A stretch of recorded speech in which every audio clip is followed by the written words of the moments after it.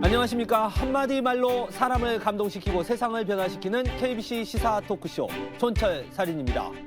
더불어민주당 이재명 대표의 체포 동의안이 부결은 됐지만 압도적 부결일 것이란 전망과는 달리 민주당 내에서 상당히 많은 이탈표가 나오면서 급격한 내용에 빠져들고 있습니다. 국민의힘 38 전당대회는 막판을 향해 치닫고 있습니다. 김기현, 안철수 두 후보 간의 양자 대결이 될 것이다 라는 초반의 관측과는 달리 정말 한 치 앞도 내다보기 어려운 혼전 양상이 이어지고 있습니다. 한 주간의 이슈를 속속들이 파헤쳐 촌철살인 분석해보는 시간. 오늘은 국민의힘 신인규 상근 부대변인, 전 상근 부대변인이시죠. 그리고 더불어민주당 설주환 법률위원회 부위원장 나오셨습니다. 반갑습니다. 네, 안녕하십니까. 우리 신인구 변호사님은 조직이 상당히 있으신 것 같아요. 조직이요? 네, 제가 그 네. 유튜브 지난 2주 전에 출연한 걸 봤는데 네. 신인규 화이팅, 신인규 잘한다 이런 것들이 압도적으로 많던데. 대표시지 않습니까? 국민의힘 바로 세우기 대표. 네. 이 정도의 조직이면 선거에 또 나오실 만하신데. 네, 저희 응원단들이 열심히 하고 있네요. 거의 전국적인 네. 조직으로 알고 있어요. 네. 신 변호사님 페이스북 저도 가끔 보는데 국바세 활동을 꾸준히 하시더라고. 보니까 이렇게 국바세 회원들 미팅도 주말에 하시기도 하고 상당히 저라도 당 하나 만들어도 되지 근데 않을까. 그분들이 저를 응원한다기보다는 이제 네. 국민의힘의 무너진 정당 민주주의를 바로 세우고자 하는 굉장히 순수한 마음으로 좀 하고 계시거든요. 이런 겸손함까지. 아닙니다. 그래서 네. 저는 그분들의 그 진정한 그런 열정이나 마음을 모아서 근데 정당 바로 세우려고 좀 노력을 열심히 하고 있습니다. 저런 면에서는 참 네. 국민의힘이 정당이 그래도 건강하게 가려는 정화작용이 있다고 봐요. 예. 지금 민주당 같은 경우에는 목소리가 한쪽으로 쏠려버리는 경향들이 굉장히 많거든요. 네. 당원들의 목소리가 저기도 다 그러니까 국민의힘 당원들이실 텐데 어찌 보면 저렇게 신인규 변호사가 가고자 하는 방향이 옳다구나 이렇게 지지해 주시는 거거든요. 예. 저는 근데 민주당이 좀 아쉬운 것은 너무 한쪽 목소리만 커지는 것은 아닌가 하는 예. 좀 그런 아쉬움이 있습니다.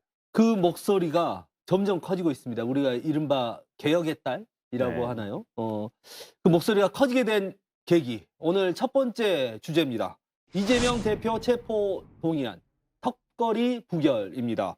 총 득표수 297표 중 가 139표, 부 138표, 기권 9표, 무효 11표로서 부결되었음을 선포합니다.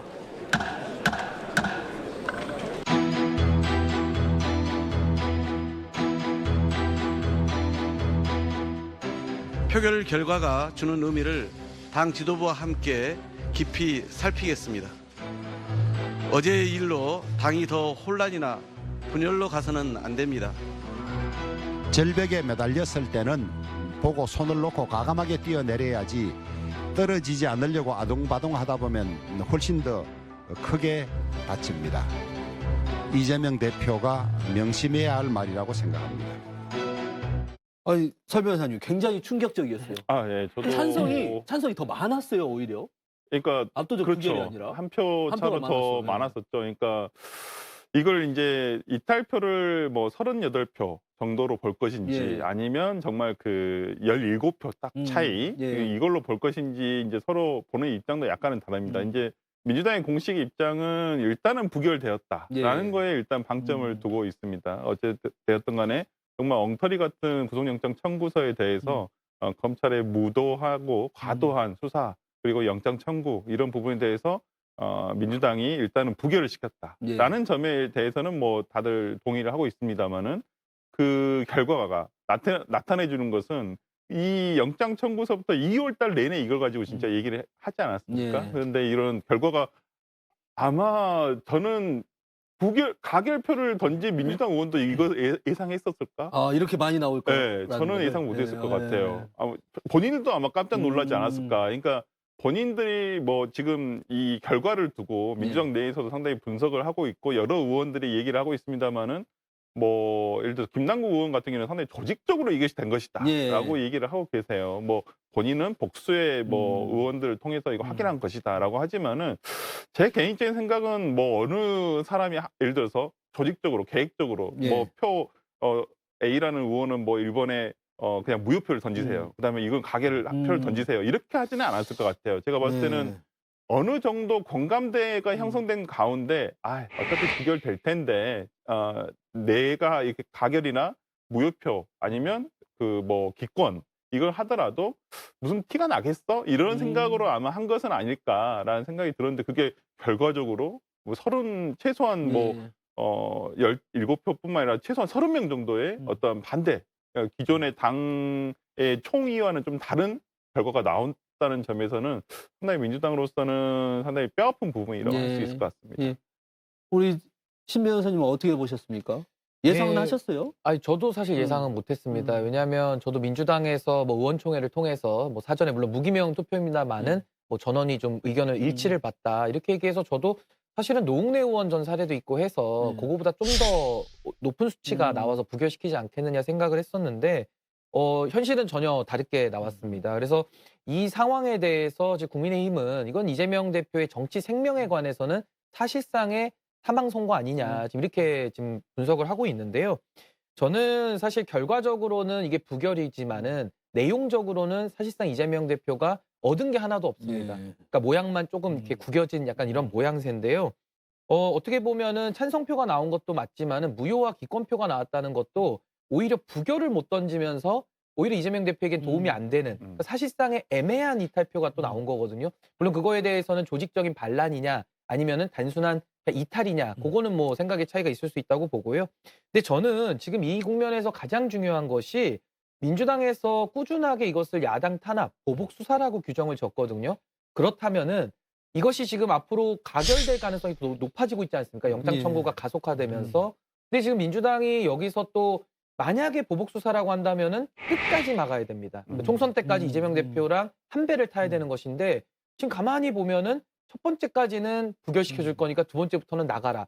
그럼 이게 앞뒤가 안 맞거든요. 그래서 저는 이 수사에 대한 정체성, 이 수사에 대한 성격 규정부터 좀 명확하게 하고 만약에 야당 탄압이고 보복 수사라고 한다면은 좀 민주당이 애매한 태도를 취할 것이 아니라 좀 끝까지 그럼 이재명 대표를 지키는 쪽으로 가야 될 것이고 만약에 이것이 정당한 수사라고 한다면은 지금이라도 저는 이재명 대표에게 검찰 출석하고 영장 발부에 위해서 영장 취지심사에 나가라. 이런 식의 태도를 보이는 것이 다소 일관적일 것이다. 저는 이렇게 봅니다. 근데 이번에 저는 이번 이 투표의 결과가 저는 검찰 수사의 정당성을 부여한 것은 아니라고 보여요. 그러니까 그 가결이라든지 무효표를 던지신 의원들도 민주당 의원들도 저는 검찰 영장 수사가 상당히 과도하고 부당하다는 것은 동의를 하고 계세요. 그런 기류는 있지만은 어찌 보면 검찰 수사의 어떤 정당성 부여 문제와는 별개로 당 내의 상황이라고 보여요. 본인의 내년에 있을 총선에서의 공천권 문제라든지 왜냐하면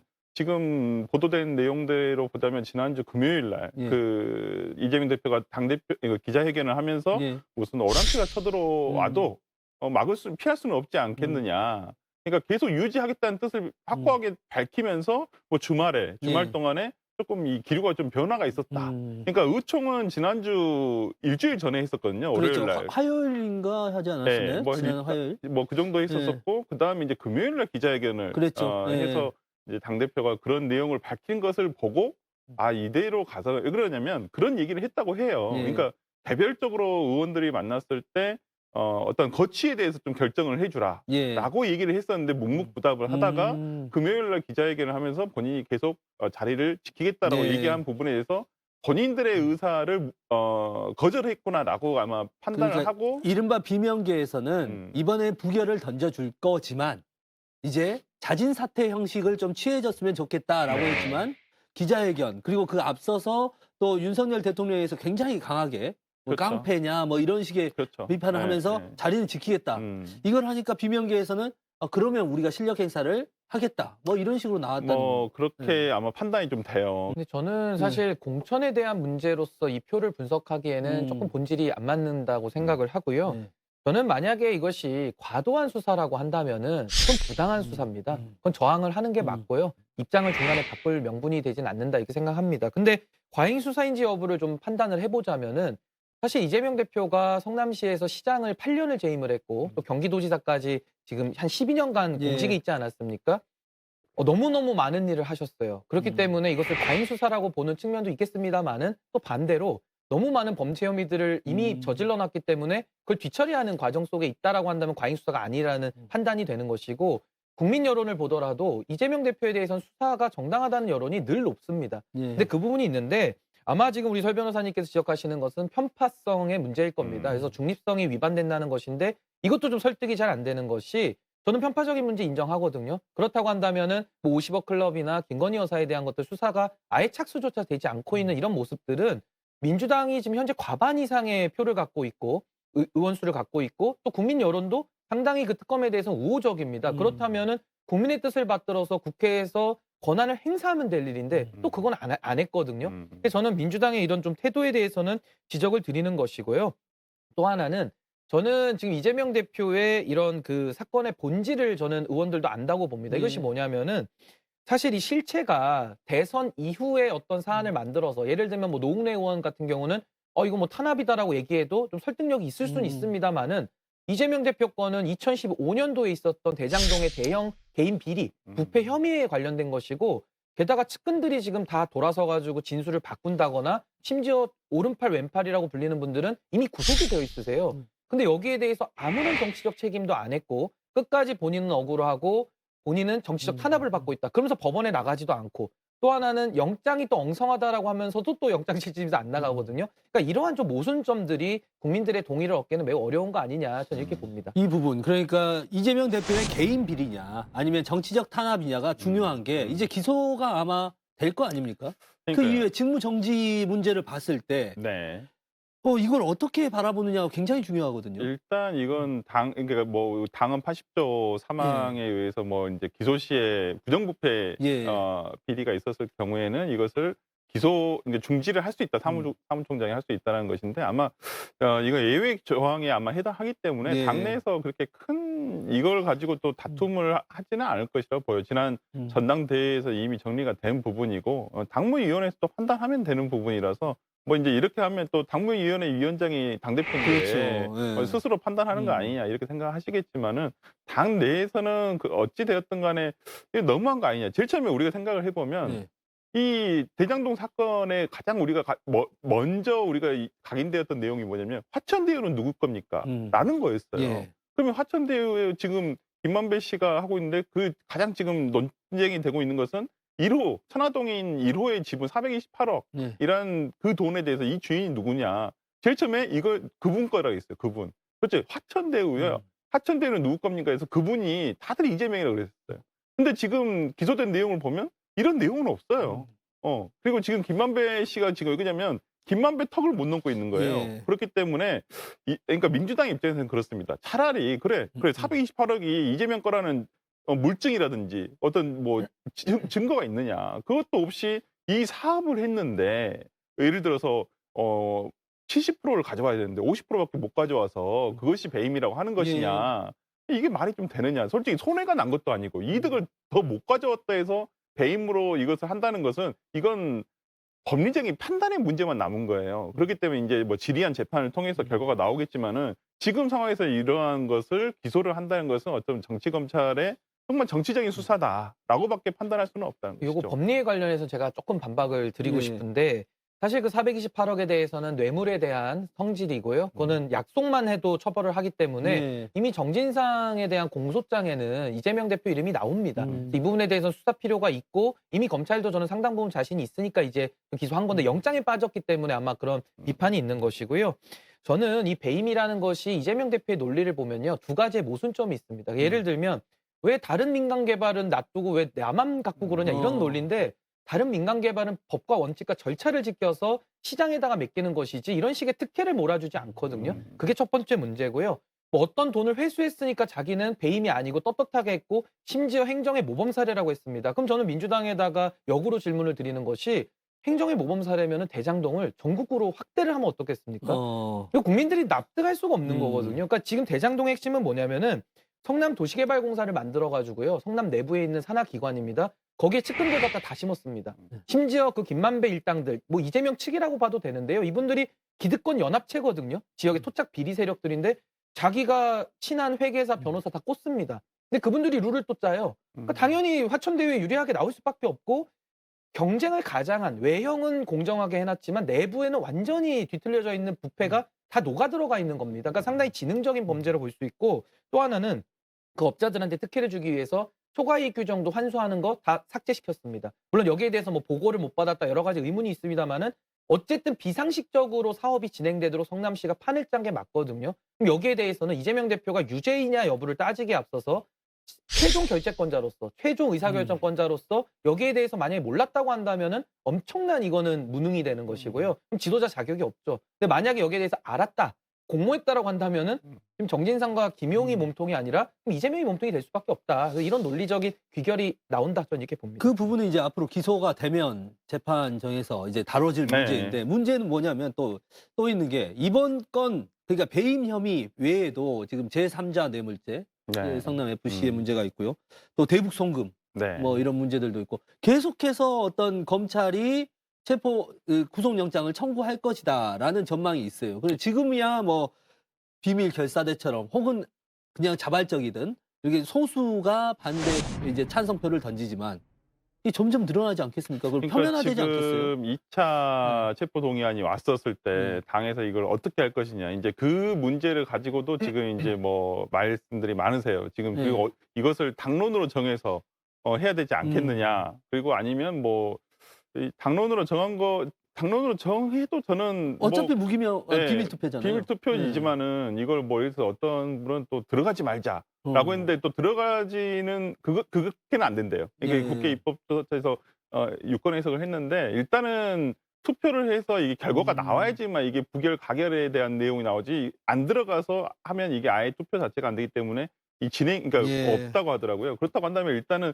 들어가야 되는 거예요. 일단 투표를 해야 된다고 보는데 맞습니다. 그러니까 비밀 투표고 무기명 투표이기 때문에 누가 어떤 표를 던졌는지 몰라요. 당론으로 정했다 손 치더라도 당론 본인이 어기겠다. 나는 당론에 따르지 않겠다라고 의원들이 나오면 그럼 오히려 더 후폭풍도 더 심해지는 거죠. 더 심해지죠. 예. 그러니까 저는 어찌 보면 이 부분에 대해서는 이제 이재명 대표의 정치력이 남은 문제라고 보여요. 물론 2차 체포동의안이 언제 올지는 모르겠습니다. 지금 쌍방울 수사가 속도가 어느 정도 진척이 되느냐에 따라서 조금 달라질 부분이라고 저는 보고 저는 길게는 7월 달로 봤었는데 빠르게 될 수도 있겠다. 왜냐하면 보통 우리가 1월과 7월에 보통 임시회를 개최하지 않거든요. 예. 보통. 그래서 근데 지난 1월 달에는 개최를 했지 않습니까? 예. 근데 민주당이 그때 솔직히 한 일이 없어요. 그때 그래서 방탄 한국회. 논란을 예. 스스로 자초한 셈이 됐고 7월 달도 이제 남았는데 저는 그래서 검찰 측에서도 7월 달에 아마 2차 체포동의안을 청구하지 않을까 했었는데 저는 이번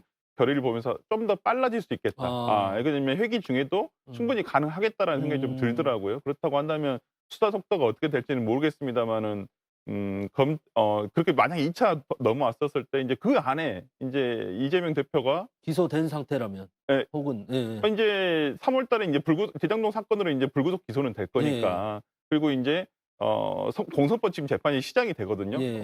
이제 금요일 날. 이제 3월 3일부터 시작이 된다고 한다면 지금 2주에 한 번씩 기일이 잡혀 있어요. 그리고 이제 예를 들어서 대장동 재판이 이제 불구속 기소가 된다면 어떻게 될지는 모르겠습니다만은 일주일에 2번씩 심리를 아마 집중 심리로 갈 것 같아요. 워낙 방대한 사건이기 예. 때문에. 그렇다고 한다면 이게 어떤 주에 따라서는 일주일에 3번씩 재판을 출석을 해야 될 때도 있고 그렇다고 한다면 이런 부분들이 현실화되었을 때 이제 예. 당내에서 좀 얘기가 나오지 않을까. 그러면 거치에 대해서도 분명히 요구를 할 거예요.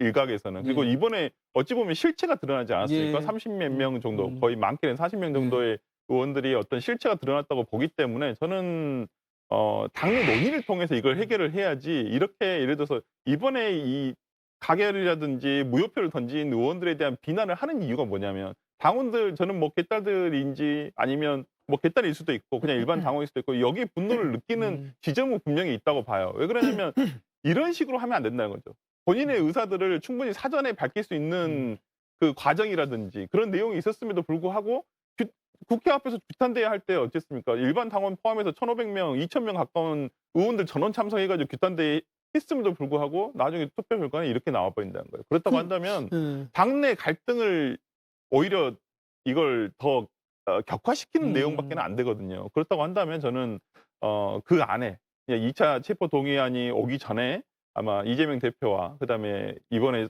반대표를 이게 그 당론한 걸 조금 반대표를 던졌던 의원들 간에 조금 더 소통을 하면서 이 부분에 대해서 얘기가 좀 돼야 되지 않겠느냐 생각해 봅니다. 우리 신 변호사님은 왜 그랬다고 보세요? 왜 그들은 반대표를 던진 사람들 혹은 부인지 무인지 모르게 굉장히 갈등의 그 모습이 뭐 이렇게 좀 보이기도 하던데 이야기할 수 없었던가요? 민주당 밖에서 보면 어떠신가요? 글쎄요. 근데 저는 뭐 얘기할 수 없었다가 중요한 게 아니고 예. 이거 무기명 투표거든요. 예. 그 무기명 투표고 헌법에 따르면은 국회의원은 국가 이익을 우선해서 양심에 따라 직무 행한다고 돼 있기 때문에 아니 그분들이 무기명 투표에서 표를 행사한 결과가 나온 것일 뿐이지 이걸 색출하는 것 자체가 일단 비상식 아니냐. 그리고 가능하지도 않습니다. 그래서 왜 가능하지도 않은 비상식적인 일을 왜 할까? 이제 거기에 대한 저는 근본적인 물음이 있는 것이고 저는 민주당에 있는 뭐 한 30명 이상 되는 분들이 저는 합리적이고 상식적인 판단했다고 봅니다. 그것은 뭐냐면 문재인 정부 이후에 그러니까 탄핵이라는 아픔을 겪고 국정농단 수사를 통해서 집권한 문재인 정부 이후에 대한민국의 그런 법적 기준이라 그럴까요? 그러니까 국정농단, 시정농단에 대한 기준이 굉장히 높아졌습니다.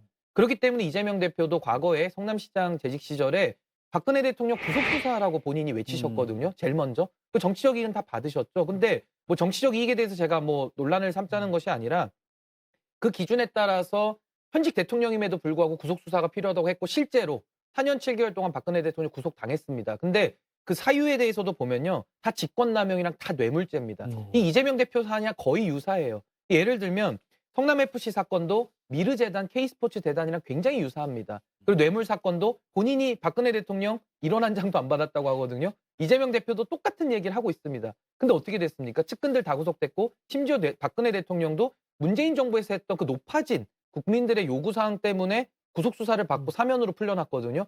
그러니까 이런 것들에 비춰봤을 때는 이재명 대표 입장에서도 본인의 시정농단이 예외로 된다고 한다면 맞지 않는 것이고 뭐 쌍방울 관련해서 변호사비 대납도 마찬가지입니다. 이명박 대통령이 구속이 됐죠. 물론 뭐 과거 개인 비리도 있습니다만은 거기에 한 축이 그 삼성에서 변호사비 대신 내준 게 문제가 됐는데 그 쌍방울하고 굉장히 좀 흡사합니다. 물론 쌍방울 같은 경우는 조금 더 고도화된 지능적인 부분이 있긴 있습니다만은 그러니까 이런 부분에 대해서는 수사 필요성은 저는 있다고 보거든요. 그래서 저는 이런 부분에 대해서 민주당 의원들께서도 그 국민들의 높아진 요구 수준에 우리가 응답할 필요가 있다. 그래서 저는 개딸들의 그런 압박에도 예상됐음에도 불구하고 뭐 용기를 나름 낸 것이다. 저는 그렇게 평가합니다.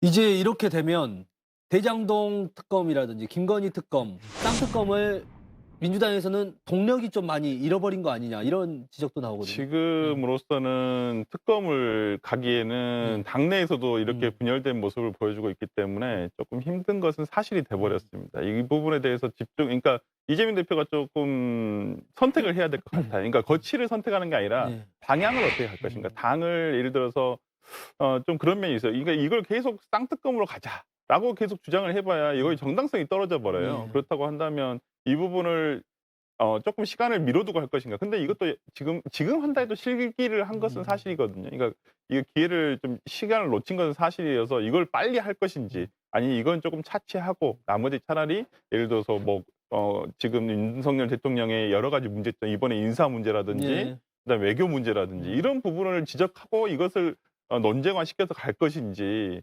좀 선택을 해야 되지 않을까 싶은데 저는 개인적으로는 오히려 실기한 것을 가지고 와서 다시 추진한다는 것은 좀 무리가 있을 수도 있어요. 그러면 이건 만약에 지금 뭐 김건희 특검을 하자고 한들 뭐 국민의힘에서라든지 아니면 뭐 여론에서도 그렇게 얘기할 수 있거든요. 야, 너 이거 당신 어떠한 이 리스크를 벗어나기 위해서 지금 그러는 거 아니냐 이렇게 얘기할 수 있거든요. 충분히. 그렇다고 한다면 차라리 윤석열 정부의 실정을 가지고 차라리 가는 것이 국민 공감대를 얻어갈 수 있는 것은 아닌가 라는 생각을 해봅니다. 근데 제가 밖에 있다 보니까 민주당 상황에 대해서 조금 더 객관적으로 볼 수 있어서 제가 해결책 하나 드리면 좋겠는데요. 저는 이재명 대표가 결자해지를 해야 된다고 봅니다. 그게 대전제인데요. 첫 번째, 본인이 불체포 특권 포기하겠다라고 약속을 했거든요. 그렇다면 전 그 약속을 지키는 선언부터 해야 된다고 봅니다. 본인이 먼저 선언을 하시고요. 시민들에게 공평하게 허락된 변호인의 조력이라든지 그런 시민의 방어권만 나는 쓰겠다라고 하면서 본인의 결백을 밝히시라. 저는 그게 첫 번째 주문일 것 같고 그래서 저는 이재명 대표가 원칙으로 돌아가서 일단 대응하는 모습을 국민들께 보여줘야 그 다음 얘기들이 저는 설득력이 있다고 보거든요. 그러면서 동시에 이제 원내대표 선거가 뭐 지금 조기에도 치러진다 이런 얘기들이 나오는데 저는 민주당이 이제 박홍근 체제로는 뭘 할 수가 없다. 너무 잘못한 게 많아서 저는 이재명 대표도 원칙 선언하시고 한 1, 2주 뒤에 박홍근 원내대표도 사임하면서 새로운 원내대표가 선출이 된다면은 저는 그분들이 의원들의 총의를 모아서 당선이 될 거 아니겠습니까? 그 구심점을 바탕으로 해서 50억 특검이라든지 김건희 특검에 대해서 저는 좀 국민들의 뜻을 반영해가지고 강력하게 밀어붙인다면은 저는 민주당의 문제 심플하게 해결될 수 있거든요. 근데 이것이 어려운 부분은 과연 이재명 대표가 제가 지금 말씀드린 이 원칙을 받아들일 것이냐. 저는 거기에 대해서는 좀 회의적입니다. 이재명 대표가 별로 좋아하지 않는 해결책을 들고 오신 것 같아요. 네. 저희가 조금 시간이 지났는데 다음 주제로 좀 넘어가 보겠습니다. 잠깐 좀 짧게 지난 3.1절 기념사에서 윤석열 대통령의 발언 관련해서 이야기 나눠보겠습니다.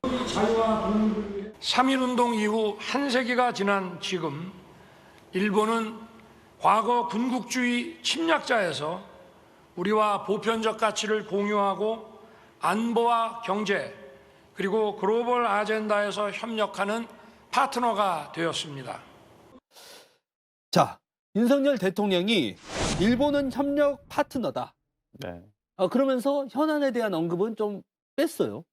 어떤 맥락에서 좀 이해할 수 있나요? 그러니까 이재명 당대표도 어제 3.1절 그 대통령 연설을 듣고 나서 소감을 밝힌 바와 같이 아마 대부분 다 그렇게 똑같이 느꼈을 거예요. 일본과의 관계 개선을 해야 한다는 거에 대해서는 다 동의하실 겁니다. 그 부분에 대해서 부동의하는 사람은 없을 거라고 생각을 해요. 하지만 과거를 묻고 과거에 대한 일본의 과거 잘못에 대한 그리고 그것이 끝난 게 아니지 않습니까? 이미 끝난 종료된 사실이 아니라 그 피해자가 현재 생존해 계시고 그리고 우리나라 대법원 판결에 의해서 강제징용 노동자의 배상 판결을 해줘라 일본이 하는 부분에서 이 지금 해결 과정을 보고 있으면 정말 이제 진짜 천불이 난다는 얘기가 나오는데 지금 보고 있으니까 일본 측에서는 돈을 하나도 되지 않겠다는 거예요. 그래서 외교부에서는 그래도 예를 들어서 미쯔비시라든지 이 전범 기업에 대해서 그럼 본인들이 하게 그러면 자회사라도 해주라. 자회사에서 각출을 하는 걸로 좀 해주라. 근데 그것도 거부를 당했다는 거예요. 오로지 우리나라에서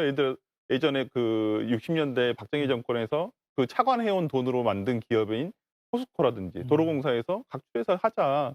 아니 이게 무슨 대법원 판결을 존중하는 거니까 전혀 대법원 판결을 존중하는 해결 방법이 아니에요. 근데 어저께 윤석열 대통령의 그 3.1절 연설을 보면 그냥 과거는 묻지 말고 그냥 앞만 보자라는 거예요. 앞 볼 수 있죠. 그렇지만은 과거가 해결되지 않은 상황에서 그리고 우리가 일본에게 도발했습니까? 그러지 않았어요. 오히려 지금의 윤석열 정부는 오히려 강박증을 가지고 있는 것 같아요. 일본과의 관계 개선 강박증에 의해서 너무나 굴욕적이에요. 그러니까 일각에서는 그래요. 3월 달에 있은 G7 주최국이지 않습니까? 일본이 초청받고 싶어서 저러나? 약간 이런 생각도 있거든요. 그러니까 이게 저는 그렇게 생각이 들어요. 과거 영국에서 열렸던 문재인 대통령이 G7에 초청국을 가지 않았습니까? 그때 코로나 시절에 이제 방역을 굉장히 잘했다는 평을 받았기 때문에 오히려 그것 때문에 그 대통령실에서 본인들도 그렇게 가야 되겠다. 지금 그렇게 생각을 하시는 건지는 모르겠는데 너무나 일본에게 내줄 건 너무 다 내주고 있으면서도 얻어내는 게 없어요. 외교는 일단 우리가 노라고도 외칠 수 있고 그러면서 상대방이 주는 카드와 우리가 내미는 카드를 맞춰가는 작업이거든요. 근데 지금 저는 예전부터 얘기를 했지만은 지금 외교 라인이 너무나 일본과에 대해서는 굴욕적인 진짜 굴종 외교를 하고 있고 미국과의 관계에서는 실속이 하나도 없는 외교를 하고 있거든요. 저는 그런 면에서라면 정말 3.1절 연설은 너무 실망을 금할 수는 없었다. 역대 대통령을 보더라도 박근혜 대통령도 이 1000년이 지나도 우리가 피해자이고 일본이 가해자인 거는 변함이 없다. 이렇게 강하게 이야기를 했고요. 뭐 문재인 대통령 마찬가지고요. 근데 이번에는 이 현안에 대한 언급, 특히 위안부 문제라든지 강제징용 문제에 대해서 언급이 없네? 좀 다들 의아해했던 부분이 있었던 것 같아요. 그러니까 이제 3.1절 기념사, 뭐 광복절 기념사 이제 이런 것들이 굉장히 이제 대한민국 대통령으로서 국제사회에다가 외교안보 메시지를 전달하는 굉장히 중요한 또 창구이고 또 외신들도 많이 이렇게 주목을 하는 그런 연설이 되어 왔죠. 근데 이번에는 저도 참 보면서 안타까웠던 점은 뭐 설 변호사님 의견에 저는 대체적으로 동의를 하는 입장인데요. 이 외교라는 것이 국제 정치 아닙니까? 사실 국내 정치도 매우 어렵습니다. 정치 안 해본 사람이 와서 정치하는 거 쉽지 않거든요. 국제 정치는 그 역사적 배경이나 각국의 이해관계까지 조율한다는 것이 더더욱 어렵습니다. 근데 그럼에도 불구하고 저는 윤석열 대통령께서 일본에 대해서는 한없이 너그러운 태도를 보이고 계신다는 비판점인데 저는 좀 그런 태도를 야당에다가 좀 보이면 어땠을까. 그리고 그런 태도를 당내에 있는 소수파에게도 좀 그렇게 너그럽게 좀 하면 어떨까라는 생각이 우선 들었고요.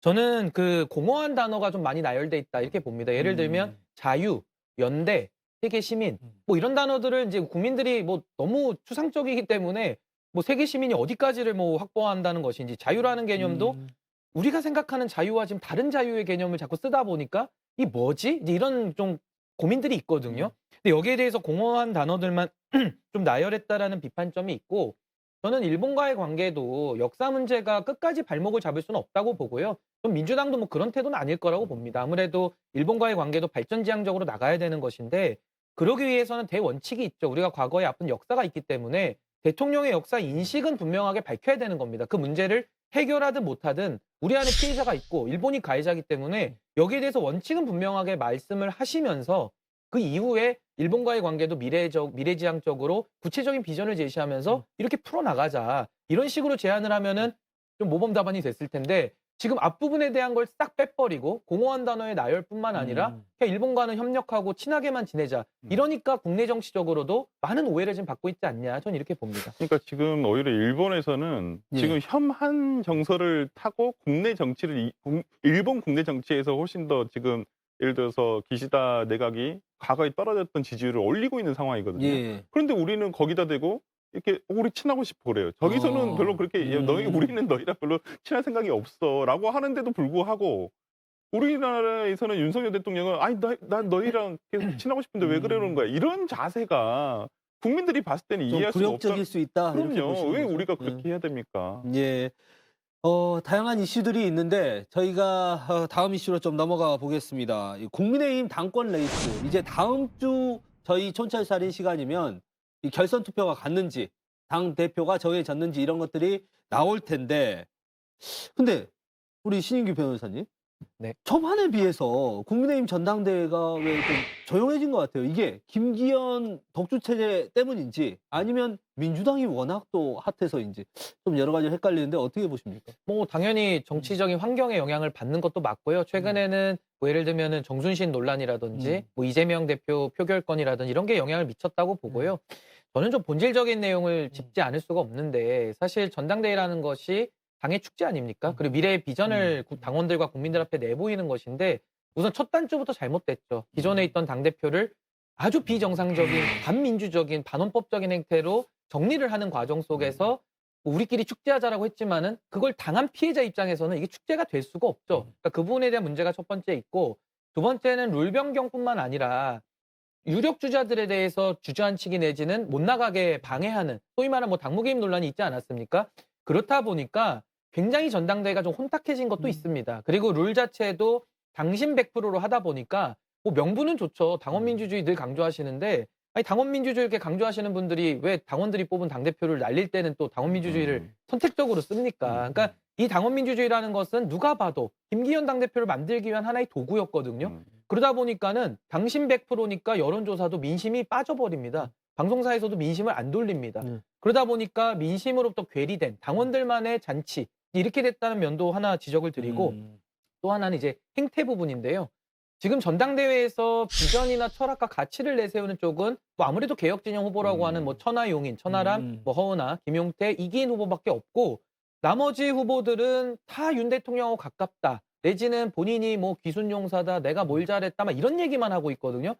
전혀 국민들이 관심이 없고 오히려 국민들이 들었을 때 굉장히 화가 나는 이야기들만 나열하고 있습니다. 그러다 보니 황교안 후보가 김기현 후보에 대해서 울산 땅 의혹 제기했고 그게 다 지금 이 네거티브가 어떻게 보면 선거전을 지배하고 있고요. 또 최근에는 청년 최고위원으로 나온 장예찬 후보에 대한 그런 뭐 외설 논란, 그런 그 소설 논란 이런 것들만 나오다 보니까 국민들이 저는 전혀 관심을 보낼 수 없는 그런 국면으로 스스로 들어가고 있다. 저는 이렇게 피로감을 평가합니다. 많이 느끼는 부분이 있다 이렇게 보시는 것 같고 근데 3.1절 날 우리 안철수 후보가 갑자기 고개를 들었어요. 그러면서 아니 지금 대통령실, 비대위, 선관위까지 다 공정하지 않다고 느끼는 거 그거 나쁜 말입니까? 이렇게 갑자기 고개를 들었어요. 어떤 맥락이 있는 겁니까? 갑자기 예. 그러니까 소위 열포가 하셨다고 저는 생각하는데 뜬금없었어요. 약간은. 그래서 아니 왜 맞을 때는 맞았다는 얘기도 못하면서 오히려 맞고 나서 한참 뒤에 멍들만할 때 되니까 이제 와서 나 왜 맞았지 이 얘기를 하시는 거예요. 거의 한 달이 됐죠. 예, 대통령실에서 그럼요. 그 논란이 나온 지. 그러니까 제가 봤을 때는 거의 내부 조사에서 본인들이 저는 천하람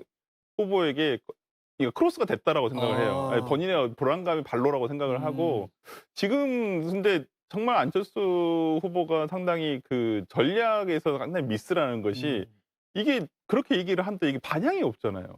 이게 원래대로라면 상당히 본인이 지금 김기현 후보와 각축을 벌이고 있다라고 한다면 이 주제가 상당히 논란이 될 수가 있어요. 예. 이게 윤심 논란으로 갈 수 예. 있는 건데 이미 윤심 논란은 이미 울산 땅으로 끝나버렸어요. 그 전에 그러니까 한참 그걸로 초반에 같이 호각지세를 지을 때는 뭐 그 윤심 논란에 대해서 얘기를 할 수 있었습니다만은 아무 말도 하지 말라고 하니까 아무 말도 안 하셨잖아요. 예. 그러니까 그 뒤로는 그게 꺼져버렸거든요. 그래서 지지율이 반토막이 났어요.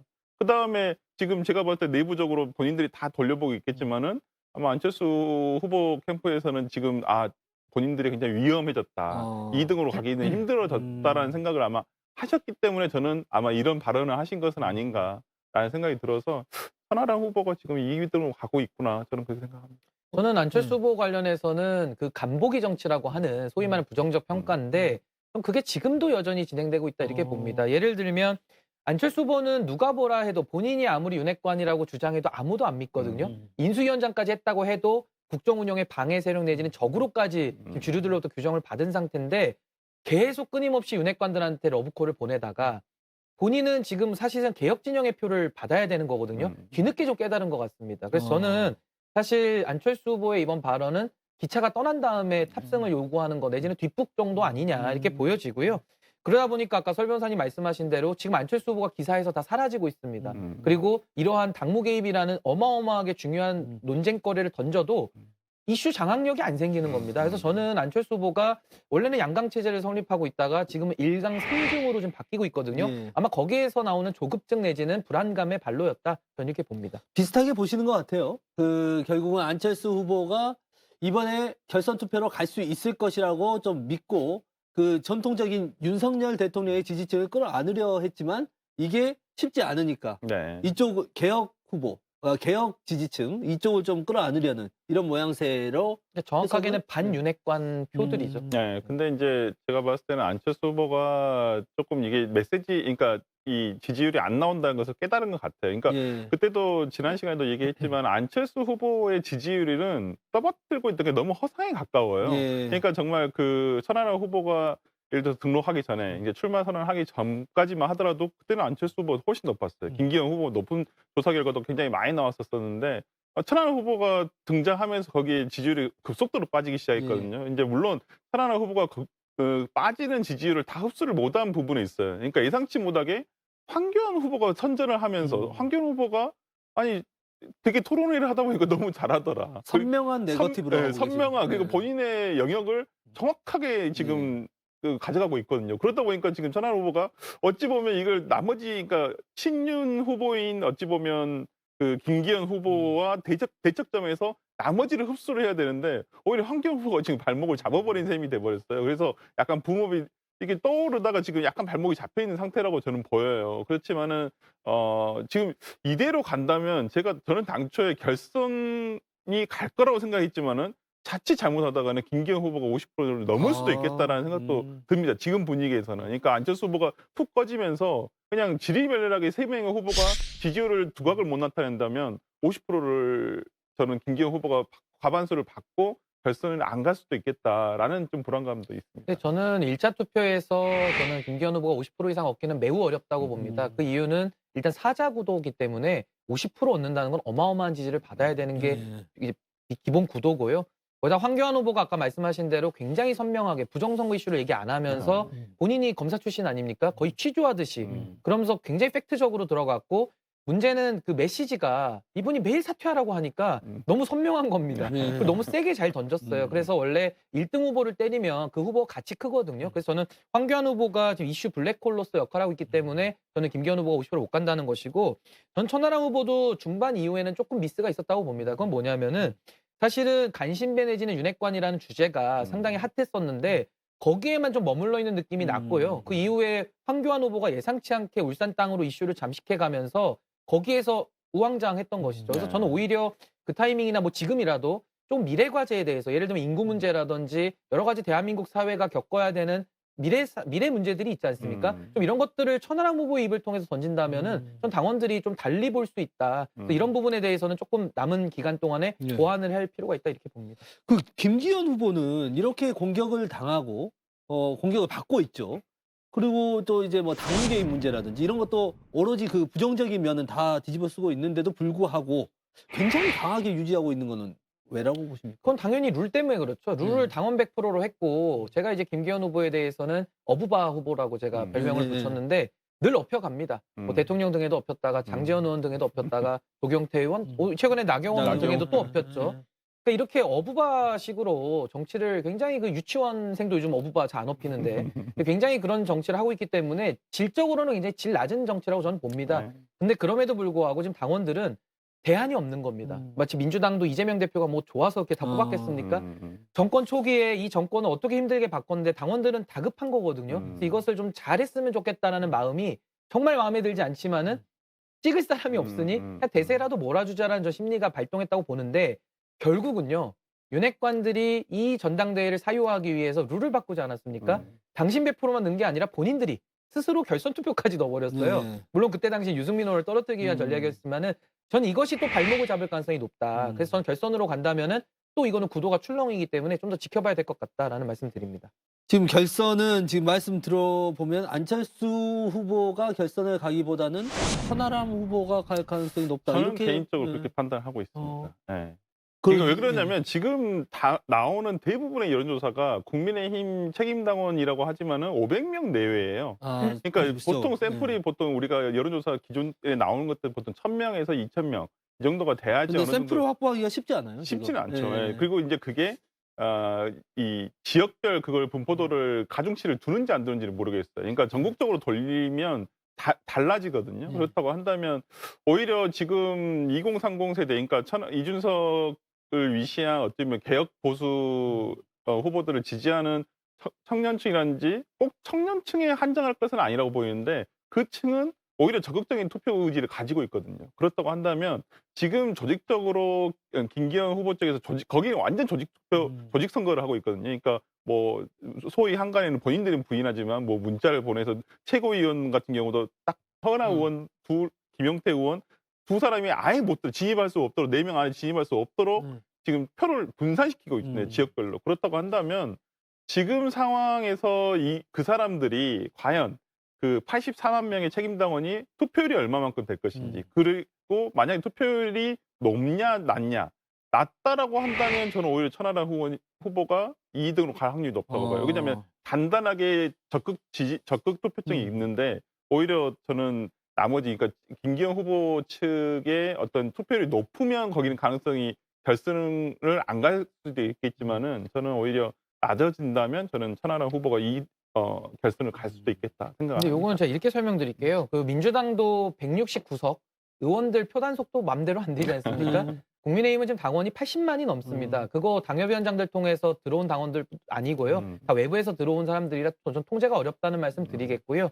저는 이 여론조사도 사실 표본이 작기 때문에 튀는 조사들 많이 나옵니다. 뭐 2등으로는 안철수 후보 나온 것도 있고요. 또 천하람 후보 나온 것도 있습니다. 뭐 심지어 천하람 후보는 4등으로 나온 것도 있습니다. 근데 어디서 저는 핵심으로 보냐면은 그 고성국 TV라는 곳에서 의뢰를 해서 한 여론조사가 있는데 이 고성국 박사가 안철수 후보 지지 선언까지 했고 연설까지 하신 분이거든요.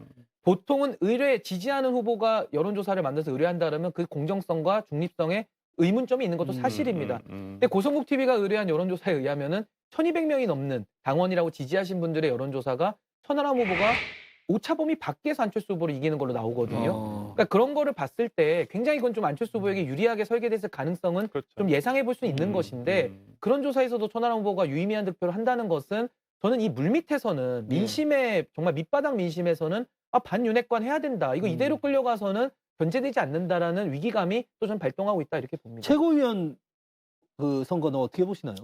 그 최고위원 선거는요. 전 이렇게 표현하는데요.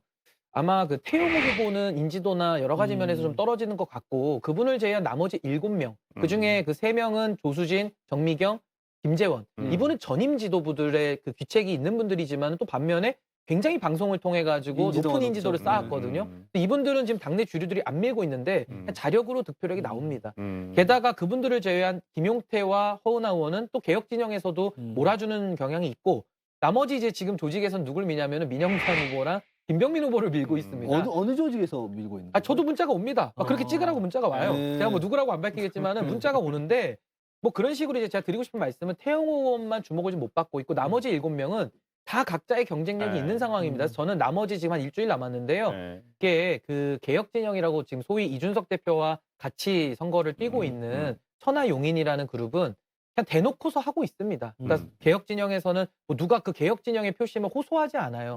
그렇기 때문에 선명해서 오히려 투표가 좀 단순할 수 있는데 지금 나머지 후보들은 다 본인들이 윤심 후보라고 외치고 있고 또 대통령실에서는 또 개입은 할 수 없지 않습니까? 대외적으로. 그러다 보니까 굉장히 혼전 양상일 수밖에 없는 겁니다. 다 각자가 네. 주도권을 갖고 있다라고 지금 포장을 하고 있기 때문에 저는 최고위원 선거는 투표가 되면 굉장히 좀 의외의 결과들이 나올 수 있다. 저는 이렇게 봅니다. 당대표 경선도 사실 저희가 여론조사를 하기가 쉽지 않은데 최고위원은 더더욱 어렵다 보니까 정말 이 어떻게 판세가 흘러가고 있는지 깜깜이 정말 한 치 앞도 알기 어려운 것 같습니다. 저희가 이 소식 다음 주 이 시간에 촌철살인 보시면 또 심층적으로 또 분석해 드리겠습니다. 자, 마지막 주제입니다. 정부의 인사검증 논란 예고된 일이었나를 꼽아봤습니다. 우리 설 변호사님, 정순신 변호사, 전 검사, 한동훈 장관의 동기. 네. 자, 학교폭력 문제가 불거졌는데 이 국가수사본부장의 임명을 어떻게 시킬 수 있었지? 이런 생각이 좀 들더라고요. 그러니까 이 상황이. 이걸 그렇게 얘기하시는 분들 계세요. 그러니까 이것은 후보자 본인이 가장 문제고 예. 그걸 뭐 속였다는 것 아니겠습니까? 뭐 학폭 문제라든지 재판 이런 내용들에 대해서 본인이 체크를 해서 보고를 했었어야 되는데 검증 과정에서. 예. 근데 이게 그리고 이게 시스템의 문제냐? 이게 시스템이 약간 이제 분산돼 있다 보니까 이런 일이 벌어진 거다. 인사검증의 시스템. 저는 그렇게 말씀하시죠. 근데 시스템이라든지 이런 부분 저는 문제가 아니라고 생각해요. 예. 어찌 보면 시스템을 오염시키고 있는 운영자의 문제죠. 곧 한동훈 장관이 문제인 거예요. 그리고 인사 라인에 있던 사람들이 문제인 거예요. 이 사람이 예를 들어 정순신이라는 검사 출신이 아니라 다른 사람이었다고 해보자고요. 그러면 검증 잘 됐을 수도 있어요. 예. 근데 같은 어찌 보면 대통령과도 같이 근무를 했었었고 그다음에 지금 법무부 장관의 동기이기도 하고 그렇기 때문에 이런 문제가 있었다는 것을 충분히 알고 있었다고 저는 보여요. 예. 검찰이라는 조직이 그렇게 광대한 조직이 아닙니다. 내부 사건에 대해서 다 합니다. 그리고 이게 KBS에 보도가 된 사건이 예. 아니겠습니까? 충분히 알고 있었다고 보여요. 근데 그것을 깡그리 무시하고 그래도 넌 괜찮아. 우린 너랑 나랑 같은 편이니까. 너랑 나랑 같은 검사 출신이니까. 저는 시스템이 문제가 아니라고 보여요. 뭐 한동훈 장관이 자기는 몰랐다고 책임회피하고 있지만은 그건 정말 무책임한 행동이고요. 그렇기 때문에 저는 이거 시스템의 문제도 아니고 시스템을 오염시키고 있는 운영자의 문제다. 곧 한동훈 장관과 인사 라인에 책임을 져야 된다라고 생각합니다. 근데 한동훈 장관은 이제 국회에 출석하면서 이게 뭐 책임을 좀 애매하게 이야기를 했어요. 근데 어떻게 보십니까, 우리 변호사님은? 뭐 한동훈 장관 입장에서는 무거운 책임감을 느껴야 마땅한데요. 네. 과거에 박희영 용산구청장이 마음의 책임을 느낀다 정도 수준의 네. 상당히 국민의 감정을 건드리는 그런 매우 부적절한 발언을 저는 했다. 일국의 법무부 장관으로서 과연 이분이 자격이 있냐라는 의심이 들 정도의 저는 수준 낮은 발언이었다 이렇게 보고요. 저는 이번에 문제가 된 국가수사본부장이라는 자리를 좀 볼 필요가 있습니다. 이 자리가 경찰청장 바로 밑에, 그러니까 쉽게 말하면 치안 정감인데요. 뭐 공무원의 급으로 따진다면 거의 차관보 정도 될 겁니다. 이제 경찰청장 바로 밑이니까요. 근데 이분이 하시는 일이 검경수사권 조정 이후에 수사를 총괄하는 이제 그런 분이거든요. 근데 이 법적으로는 사실 국가수사본부장이 검찰도 갈 수는 있습니다. 근데 우리가 법으로도 할 수 있다고 해서 모든 일을 다 하면 안 되거든요. 국민의 감정을 고려를 해야 되는 것인데 지금 임명된 정순신 국가수사본부장 그 내정자에 대해서는 학폭 가해자죠. 물론 아들이 학폭을 당사자지만은 아버지가 소송전을 통해 가지고 아들과 함께 그 문제를 처리했기 때문에 저는 아버지도 이거는 가해 책임이 같이 있다. 저는 이렇게 보거든요. 근데 이런 가해자에 대해서 임명을 한다. 그리고 또 하나는 이 정순신 변호사가 서울중앙지검 재직 시절에 인권감독관까지 했거든요. 그러니까 인권에 대해서 책임 있는 역할을 했던 분의 인권 의식이 겨우 이 정도입니까? 그리고 국가수사본부장은 피의자들을 대리해서 수사를 해야 되는 책임 있는 자리인데 이 정도의 인권 의식을 가지고 간다는 것은 어불성설이다. 전 이렇게 보는 것이고요. 인사 과정에 대해서도 저는 꼬집고 싶은 것이 사실은 인사혁신처라는 기관이 있습니다. 내각에 있는데요. 인사혁신처가 사실은 인사검증을 하는 것이 자연스럽습니다. 근데 당시에도 인사검증은 검찰이 더 잘할 수 있다라고 해서 검찰을 총괄하는 법무부 산하에 인사정보관리단을 놓겠다라고 했습니다. 예. 근데 당시에도 많은 비판 속에서도 넘어갔던 이유는 일단은 사례가 없었고요. 또 하나는 검증하는 그런 권한까지도 국회 감독을 받겠다라는 상당히 투명화된 전략이었기 때문에 우리가 넘어갔던 것인데 지금 결론을 보면요. 추천과 검증과 임명의 단계로 나눌 수 있는데 추천 단계에서 인사기획관하고 인사비서관이 있습니다. 다 검찰 출신 인사입니다. 예. 한 분은 검찰 일반직이고 한 분은 검사고요. 검증은 법무부 장관이 합니다. 대통령의 최측근 한동훈 장관, 이번에 정순신 변호사와 사시 동기고요. 예. 임명 단계에서도 공직기관 비서관이 하는데 이분 검사 출신 이시연 변호사죠. 근데 대상자까지도 또 검사입니다. 그러니까 예. 이것은 추천과 검증과 임명 과정에서뿐만 아니라 대상자까지도 모두 검사. 심지어 대통령도 검사 아닙니까? 이러다 보니까는 사고가 안 날 수가 없죠. 그렇다면은 저는 검사가 유능하기 때문에 해야 된다는 논리는 깨진다고 보고요. 검사 무능 내지는 고의 누락일 텐데 고의 누락이면 매우 심각한 것이죠. 그래서 저는 이번에도 한동훈 장관이 검증 기능까지도 감독받고 책임지겠다. 큰 권한을 가지면 큰 책임을 물어야 되는 거거든요. 전 그래서 한동훈 장관 이 부분에 대해서는 큰 책임감을 느끼셔야 되는데 방송 나와가지고 저런 식으로 마치 박희영 부총장식으로 마음의 책임을 운운하는 것은 좀 매우 부적절하다. 저는 이렇게 봅니다. 굉장히 강한 비판이신데. 그러니까 예. 저는 이걸 또 대통령이 또 화를 냈다는 얘기가 저는 후문으로 들었어요. 예. 그러니까 이 부분에 대해서 왜 화를 내셨죠? 그러니까 물어보니까 아니 뭐 제가 누가 얘기를 해주신 확인은 거 안 된 보니까 거지만. 예. 예. 어떤 기자분이 말씀해 주시더라고요. 그러니까 이 경찰 단계에서 경찰이 내사를 하고 세평 조회를 하지 않겠습니까? 예. 근데 그걸 보고를 했었어야 되는데 이런 내용이 있다는 것을 경찰도 알고 있었었고 이 부분에 대해서 세평 조회를 해가지고 보고를 했었어야 되는데 이걸 보고를 안 했다는 거예요. 그렇기 때문에 그냥 이걸 근데 저는 그거 핑계라고 봐요. 이거 검사들이 스스로 주변에서 몰랐을 리 없고 한동훈 장관이 몰랐을 수 없는 상황이었다고 예. 보여요. 근데 오히려 대통령은 이걸 경찰 탓을 하고 있다라고 보이기 때문에 모르겠습니다. 이거 경찰 내에서도 지금 부글부글 하거든요. 지금 경찰들도 아니 국가수사부 검사가 모든 국가 요직을 다 할 수는 없는 거예요. 진짜 예. 이 나왔을 때 뭐였냐면 이러다가 축구 국가대표 감독도 검사 출신이 하겠다. 예, 농담 삼아. 예. 아니 이게 경찰 게시판에 있는 내용이에요. 전국 노래자랑 MC도 검사 출신이야. 검찰 편중 인사가 지금 상당하죠. 금융권에도 또 많이 가 있고요. 그렇죠. 금감원장도 예. 지금 이복현 금감원장이 검사 출신이죠. 뭐 이복현 금감원장 그래요. 뭐 넓게 봐서 뭐 회계사 자격증도 있고 그러니까 금융수사도 많이 했으니까 뭐 그럴 수는 있다고 봅니다. 저는 뭐 제가 왜 갔느냐에 대해서도 제가 한번 뭐 제가 스스로 납득이 될 만큼의 예. 설명을 듣기도 했었어요. 근데 뭐 그렇다 손 치더라도 거기까지는 이해를 한다 손 치지만은 경찰 내부적으로 그 수사를 해야 될 이 차지를 해야 될 게 있어요. 근데 이건 국가기관의 어떠한 보면 기관 자존심을 건드린 거거든요. 저는 이런 면에서라면 이번에 임명 단계부터 그리고 솔직히 경찰 내부적으로 지원을 하지 않았다는 거예요. 예. 이미 내부적으로는 이분이 변호사 업도 정리를 몇 달 전부터 하고 있었었고 어찌 보면 내정을 하고 있었다는 얘기거든요. 근데 윤희근 경찰청장은 그냥 뭐 본인의 의지였겠습니까마는 추천하라고 했으니까 추천했겠죠. 그렇지만은 저는 이것의 탓을 그래서 대통령이 정말 윤석열 대통령이 정말 경찰의 탓으로 돌린다면 정말 큰 문제라고 보고요. 그리고 중요한 말씀이라 한 말씀만 예. 드리자면은 그 검찰 인사가 남용되고 있다. 저는 국무총리 비서실장까지도 검사 출신을 임명하는 것은 비판을 받아야 된다 저는 예. 생각을 합니다.